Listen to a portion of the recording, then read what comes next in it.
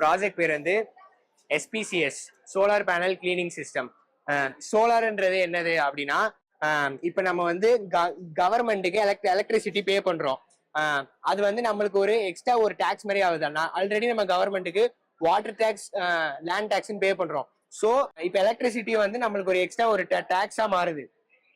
அதனால இப்போ வந்து இந்த விண்டோ நீங்க நம்ம எடுத்துக்கிட்டோம்னா அதுலயே வந்து அது வெளியே எக்ஸ்போசர் ஆகும் போது அதுல மேல வந்து டஸ்ட், ஏர் பார்ட்டிகல்ஸ், அடுத்து வந்து பேர்ட்ஸ் டிராப்பிங்லாம் படுது. அதுலயே கரையா வருது. அதே மாதிரி சோலார் பேனல் மேலேயும் கிளாஸ் இருக்கும். அது மேலேயும் இந்த மாதிரி எல்லாமே நடக்கிறதுனால சோலார் பேனலுடைய எஃபிஷியன்சி அது கம்மியாகும். 20 to 30% சோலார் பேனலுடைய எஃபிஷியன்சி அது வந்து டிராஸ்டிக்கா ரெடியூஸ் பண்ணுது.